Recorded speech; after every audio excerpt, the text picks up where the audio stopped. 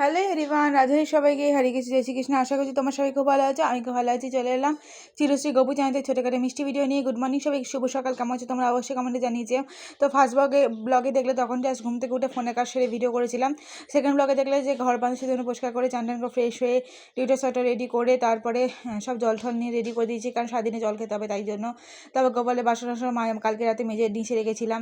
গোপালের সকাল দুপুর খাবার রেডি করা, জামা কাপড় যেগুলো পরবে সেগুলো বার করে রাখা, মোটামুটি এই কাজগুলো কমপ্লিট করে গেছিলাম। তারপর দেখতে পাচ্ছ গোপালের বিছানা গুছিয়ে, গোপালের প্যান্টগুলো ধুয়ে মেলে, যে জামাগুলো বাসগুলো গোছানোর দরকার সেগুলো গুছিয়ে রেখে বাসনগুলো গুড় করে, বা কালকে যে জামা কাপড়গুলো পরে গেছিলো ওইদিকে সেই জামা কাপড়গুলো কালকে সারাদিন যেটা পরেছে সেটা, বাসি জামা কাপড় সব ধুয়ে মেরে দিয়েছি।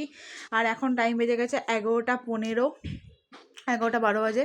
তো যাই হোক, ঠাম্মিরা এখনও আসেনি। এদিকে ইষ্টিবৃত্তি করে গিয়ে তুলসী পাতা দিয়ে সারাদিনে জল রেডি করে তুলসী পাতা দিয়ে সকালে দুপুরে খাবার রেডি করে দিয়েছি। সকালে দিন দিয়েছি নকুলদানা, দুপুরে দিন দিয়েছি চিড়ে আর চিনি, জল দিয়ে তুলসী পাতা দিয়ে দিয়েছি।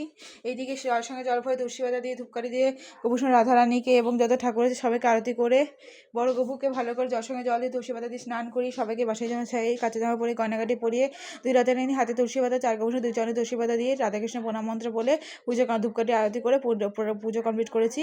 তো মোটামুটি আমার সব কাজ কমপ্লিট। ঠামিরা এখন আসেনি, এখনই চলে আসবে। আর আমি এখন গোপাল পুজো দিলাম এবং চান জল খেয়ে তারপর গোপালে বোতলে হাফ লিটার জল খেলাম। এবার যাবো ভাত কি টিফিন করেছে চলো খাওয়া যাক। আজকে সারাদিনে কী কী খাবো একটা ব্লগ শেয়ার করবো। এবার ঠামির বার্থডেতে কী কী হবে সেটাও শেয়ার করবো। তো চলো ভিডিওতে চোখ রেখো। এখন টাটা, দেখা হচ্ছে নতুন একটা মিষ্টি ভিডিওতে।